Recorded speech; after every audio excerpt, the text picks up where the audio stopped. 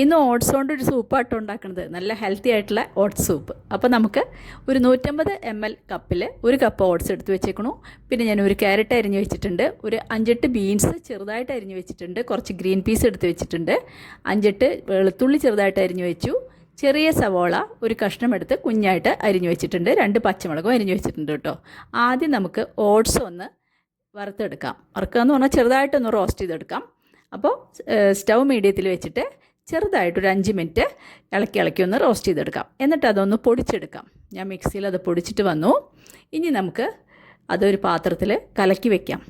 അതിനായിട്ട് ഞാൻ ഒരു പാത്രത്തിൽ ഇട്ട് കൊടുത്തിട്ട് പച്ചവെള്ളമായിട്ട് ഒഴിച്ച് കലക്കണത്. ഞാൻ 2 ഗ്ലാസ് വെള്ളത്തിലാണ് കലക്കണത്. തീരെ കട്ടയില്ലാണ്ട് നല്ലോണം ഇളക്കി കലക്കി വെക്കണം കേട്ടോ. അപ്പോൾ ആദ്യം ഒരു ഗ്ലാസ് ഒഴിച്ച് കൊടുത്തു. ഇനി രണ്ടാമത്തെ ഗ്ലാസ് ഒഴിച്ച് അതും കൂടെ കലക്കി വയ്ക്കണം. തീരെ കട്ടയില്ലാതെ കലക്കി വയ്ക്കാൻ നോക്കുക. അതിന് ശേഷം നമുക്ക് സൂപ്പ് ഉണ്ടാക്കാൻ തുടങ്ങാം കേട്ടോ. അപ്പോൾ ഞാനത് കലക്കി വെച്ചു. ഇവിടെ ഞാനിപ്പോൾ കുക്കറിലാണ് ഉണ്ടാക്കുന്നത്. കുക്കർ വേണമെന്നില്ല, നല്ല കട്ടിയുള്ള ഏതെങ്കിലും ചീഞ്ചട്ടിയിൽ ഉണ്ടാക്കിയാൽ മതി. അപ്പോൾ കുക്കിംഗ് ഓയിൽ ഒഴിച്ചു കൊടുത്തു. അതിലേക്ക് നമ്മൾ ഇട്ട് കൊടുത്തത് വെളുത്തുള്ളിയാണ് കേട്ടോ ആദ്യം ഇട്ട് കൊടുത്തത്. അത് നന്നായിട്ട് ഫ്രൈ ആക്കാം. ബട്ടറിലും ഉണ്ടാക്കാം കേട്ടോ. ഞാൻ കുക്കിംഗ് ഓയിലാണ് ഉണ്ടാക്കുന്നത്.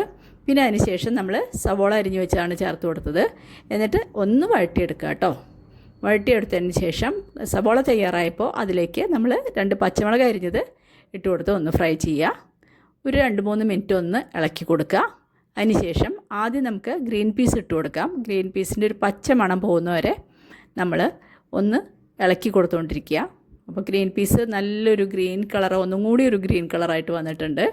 അതിലേക്ക് ഞാൻ ബീൻസ് അരിഞ്ഞതും കൂടെ ചേർത്ത് കൊടുത്ത് ഒരു 2 മിനിറ്റ് വഴറ്റിയതിന് ശേഷം നമുക്ക് പിന്നെ ക്യാരറ്റ് ഇട്ട് കൊടുക്കാം കേട്ടോ. ബീൻസ് ആയതിന് ശേഷം നമുക്ക് ക്യാരറ്റ് ഇട്ട് കൊടുക്കാം. അപ്പോൾ ക്യാരറ്റും ചേർത്ത് കൊടുത്തു. ഇനി ക്യാരറ്റും ബീൻസും ഗ്രീൻ പീസൊക്കെ ഒന്ന് അത് ക്രഞ്ചി ആയിരിക്കണം, വല്ലാതെ ഒന്നും വേവാൻ പാടില്ല. ഒന്ന് ഇളക്കി കൊടുത്തുകൊണ്ടിരിക്കും. അപ്പോൾ നമ്മൾ ആവശ്യത്തിന് ഉപ്പും കൂടി ചേർത്ത് കൊടുത്തു. ഇനി ഒന്ന് നല്ലോണം ഇളക്കിയതിന് ശേഷം നമുക്ക് ഒരു 1/2 ഗ്ലാസ് വെള്ളം ഒഴിച്ചിട്ട് ഒന്ന് ജസ്റ്റ് ഒന്ന് വേവിക്കാം. അതിനായിട്ട് ഇതാ 1/2 ഗ്ലാസ് വെള്ളം ഞാൻ ചേർത്ത് കൊടുത്തു. ഇനി ഒന്ന് ഇളക്കി കൊടുത്ത് ഒരു മിനിറ്റ് ഒന്ന് തള വരട്ടെ കേട്ടോ. അതിന് ശേഷം നമുക്ക് നമ്മൾ പൊടിച്ച് കലക്കി വെച്ച് ഓട്സ് ചേർത്ത് കൊടുക്കാം. ഇപ്പോൾ ക്യാരറ്റ് വെന്തോ നോക്കിയപ്പോൾ ക്യാരറ്റൊക്കെ നന്നായി വെന്തിട്ടുണ്ട്. ഇനി നമുക്ക് ഓട്സ് കലക്കി വെച്ചത് ചേർത്ത് കൊടുക്കാം. ഓട്സ് ചേർത്ത് കൊടുത്തു. ഇനി കൈവിടാണ്ട് ഇളക്കണം കേട്ടോ. അടി പിടിക്കാണ്ടും പിന്നെ കട്ട പിടിക്കും ചിലപ്പോൾ നമ്മുടെ ഓട്സേ. അതുകൊണ്ട് കൈവിടാണ്ട് ഇളക്കിക്കൊണ്ടിരിക്കുക. ഇനി ഒന്നും ജസ്റ്റ് തിളച്ചാൽ മതി. ഓട്സിന് ഇപ്പം അധികം വേവൊന്നുമില്ലല്ലോ. അപ്പോൾ അതിൻ്റെ കൺസിസ്റ്റൻസിയൊക്കെ വ്യത്യാസമായി. ഓട്സ് നന്നായി തിളച്ചു. ഉപ്പൊക്കെ നോക്കിയപ്പോൾ ഉപ്പൊക്കെ പാകമാണ്.